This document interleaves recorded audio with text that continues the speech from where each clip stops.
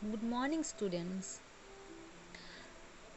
हम हिंदी के क्लास में पिछली कक्षा से ही संचयन भाग 2 से पढ़ना शुरू किए थे और जिसमें हम पढ़ रहे थे चैप्टर 1 में हरिहर काका के बारे में, जिसमें हम आधा पढ़कर हरिहर काका के बारे में समझ चुके हैं कि हरिहर काका क्यों दुखी रहते थे। तो आगे आज हम पेज नंबर 4 पढ़ेंगे और हरिहर काका के बारे में विस्तार से जानेंगे। तो इस वीडियो के साथ साथ आप अपना पाठ्य पुस्तक भी देखिए तो अच्छी तरह से समझ में आ जाएगी। तो आज हम पेज नंबर 4 देखेंगे। तो चलिए अब हम पाठ की शुरुआत करते हैं और आगे हम पाठ के बारे में यानी कि हरिहर काका के बारे में जानते हैं कि हरिहर काका क्यों दुखी थे और इसमें कवि जो लेखक जी हैं हमें क्या बताना चाहते हैं। तो चलिए अब हम पाठ की शुरुआत करते हैं और हरिहर काका के बारे में विस्तार से जानते हैं। हरिहर काका के परिवार के पास कुल 60 बीघे खेत हैं। प्रत्येक भाई के हिस्से 15 बीघे पड़ेंगे। कृषि कार्य पर ये लोग निर्भर हैं। शायद इसलिए अब तक संयुक्त परिवार के रूप में ही रहते आ रहे हैं। यानी कि हरिहर काका के परिवार में पास कुल 60 बीघे थे, यानी कि हरिहर काका के परिवार के पास 60 बीघे मिलाकर सबका ज़मीन मिलाकर 60 बीघा था। प्रत्येक भाई के हिस्से, जो भाई 4 भाई थे उन भाइयों में सबका 15 बीघे करके बांट दिए गए थे। कृषि कार्य पर ये लोग निर्भर थे, इनका कोई काम नहीं था, बस वही जो ज़मीन था उसे 60 बीघा था उसे सभी 4 भाइयों में बांट दिया गया था और ज़मीन में ही ये काम करते थे, खेती बाड़ी ही करके कृषि करके अपना जीविका चलाते थे।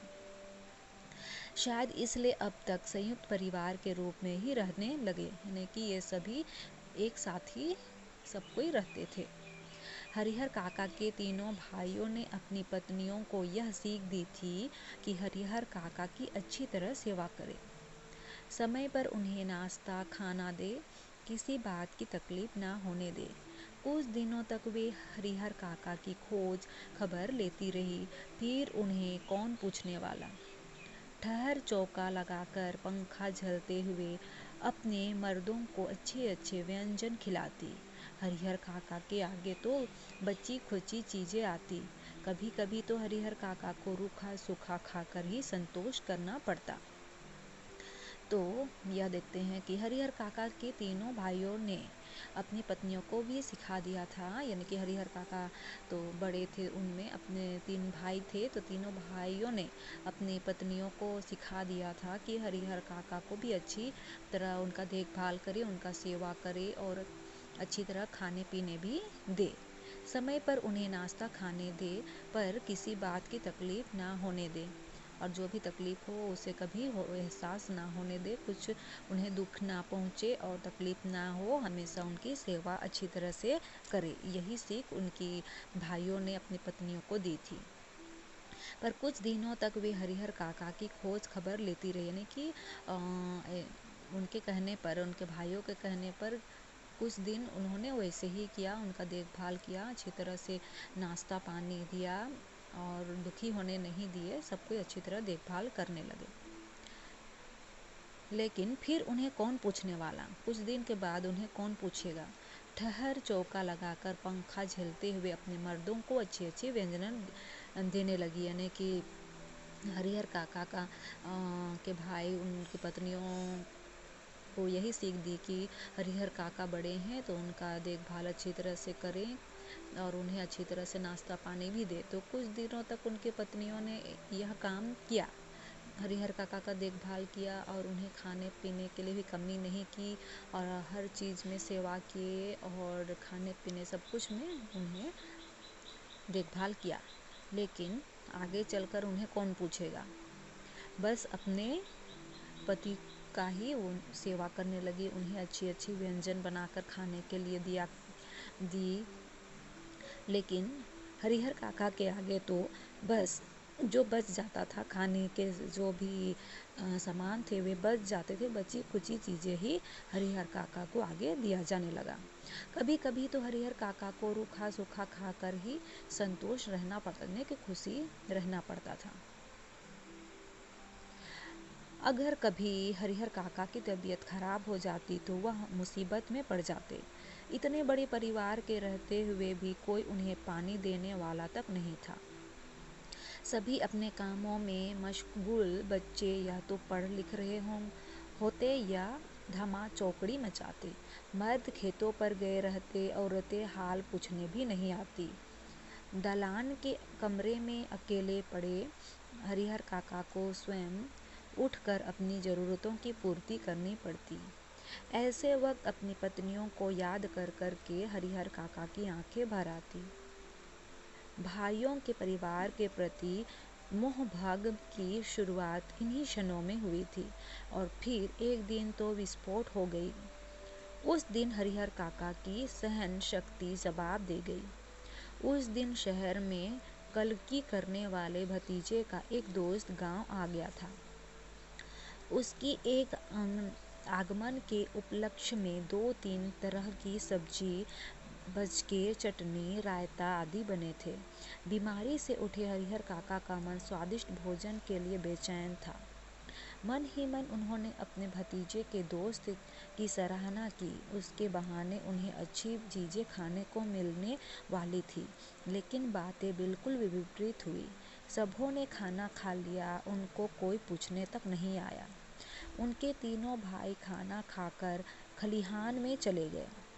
दौनी हो रही थी। वे इस बात के प्रति निश्चित थे कि हरिहर काका को तो पहले ही खिला दिया गया है। तो हम देखते हैं कि हरिहर काका भाइयों में 4 भाई थे, उनमें से सबसे बड़े भाई हरिहर काका थे। तो उन्होंने अपनी पत्नियों की मृत्यु के बाद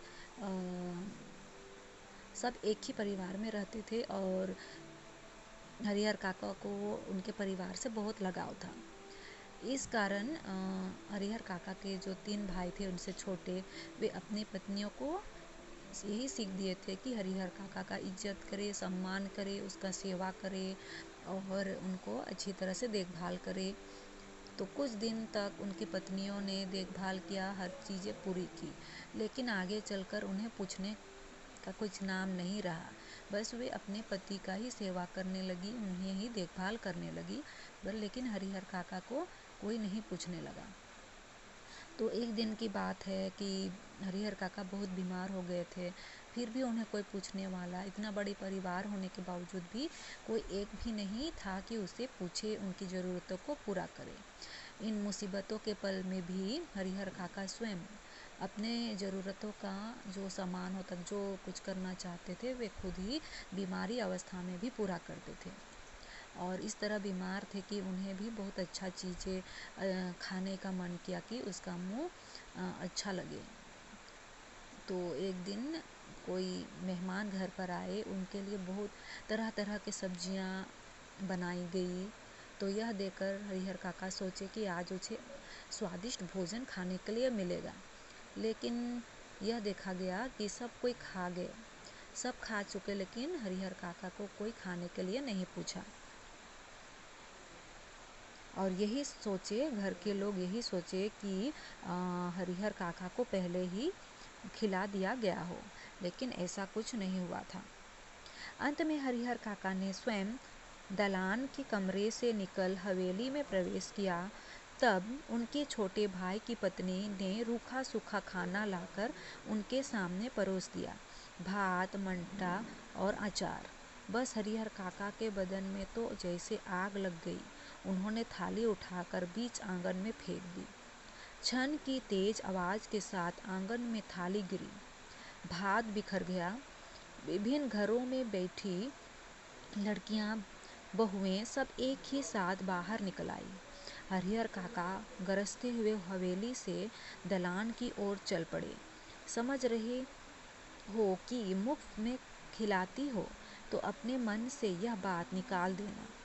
मेरे हिस्से के खेत की पैदावार इसी घर में आती है, उसमें तो मैं 2-4 नौकर रख लूँ।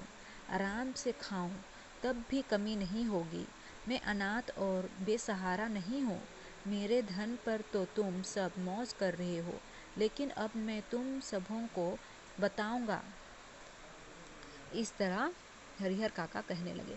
हरिहर काका भी यही सोचे कि मेहमान जब आए तो उनके लिए तरह तरह के व्यंजन बनाए गए और विभिन्न तरह के सब्जियां बनाई गई, इतने स्वादिष्ट भोजन बनाए गए। तो हरिहर काका सोचे, क्योंकि वे बीमार थे, बहुत दिन से ठीक से खाए पिए भी नहीं थे और जिसके कारण उसका मुंह खराब भी हो चुका था।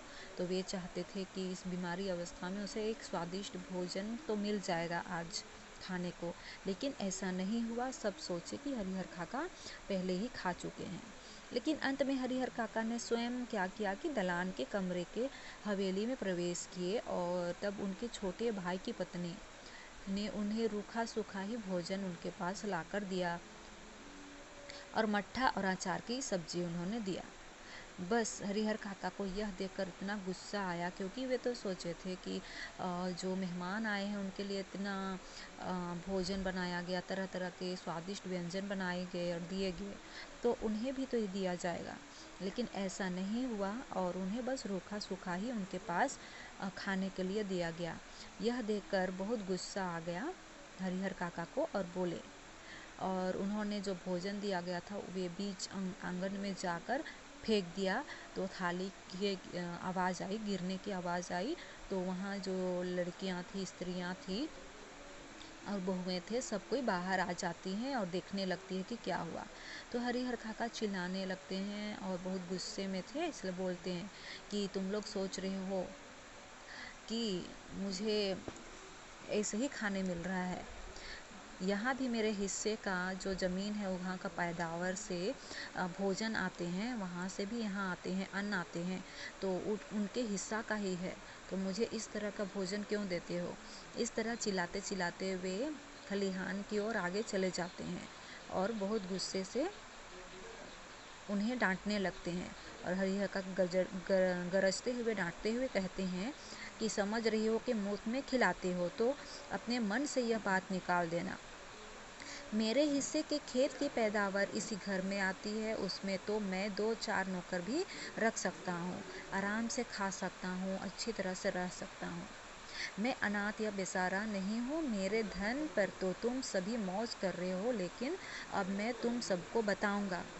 इस तरह हरिहर काका उन बहुओं को सुनाकर कहने लगे, क्योंकि वे गुस्से हो गए थे, क्योंकि उन्हें अच्छी तरह से देखभाल भी नहीं किया जा रहा था, उन्हें भोजन भी नहीं दिया जा रहा था। इसलिए हरिहर काका गुस्से में थे और इस तरह की बातें करने लगे। तो आज के लिए हम इतना ही पढ़ते हैं। ज़रूर आप लोगों को इतना समझ में आ गई होगी और अपने जो हमने पाठ पढ़ा आज, जो हमने पढ़ा अच्छी तरह से आप भी पढ़ लीजिए, आपको ज़रूर समझ में आ जाएगी।